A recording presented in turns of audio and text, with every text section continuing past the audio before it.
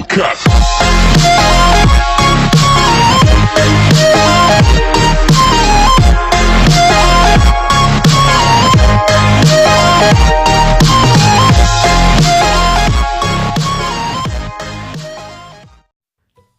โอเค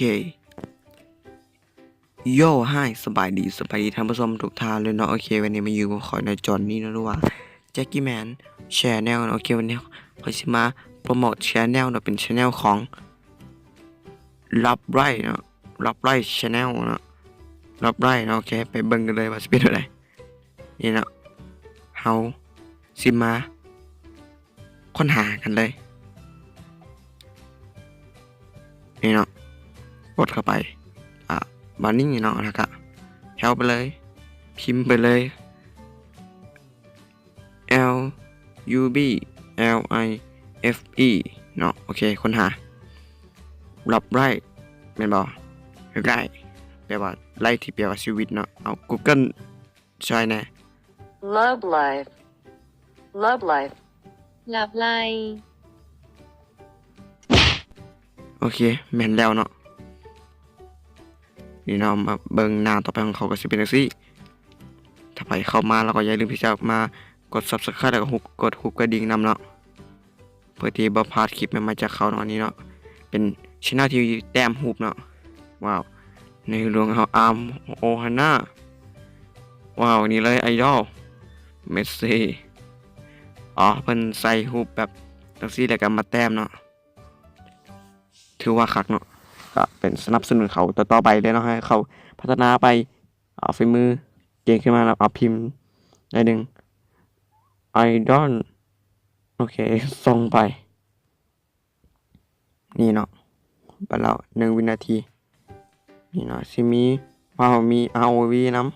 ำแล้วก็อย่างนี้บล็อกแล้วก็ไอปอแล้วก็ไอเบนฟิตเล็บแฟตเล็บเนาะว้าวเจียนฮาว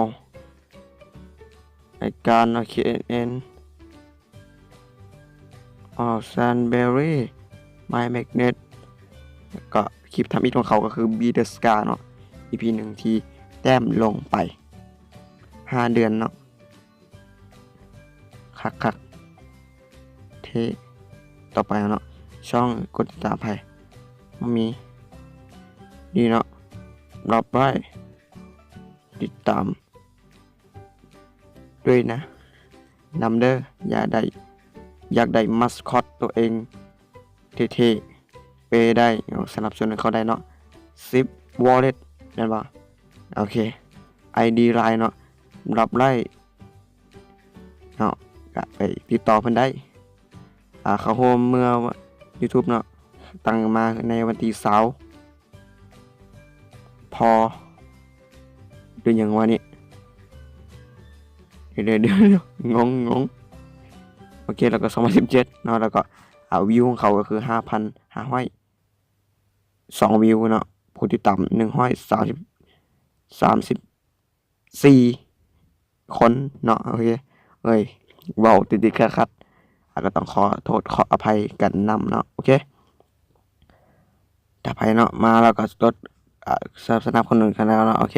ถ้าใครนำมาคลิปนี้หรือว่าคลิปใดเนี่ยอย่าลืมที่จะกดไลค์เนาะกดแชร์เนาะกด Subscribe เพื่อเป็นกำลังใจในการให้คลิปต่อไปสำหรับมื้อนี้ก็คำว่าสบายดี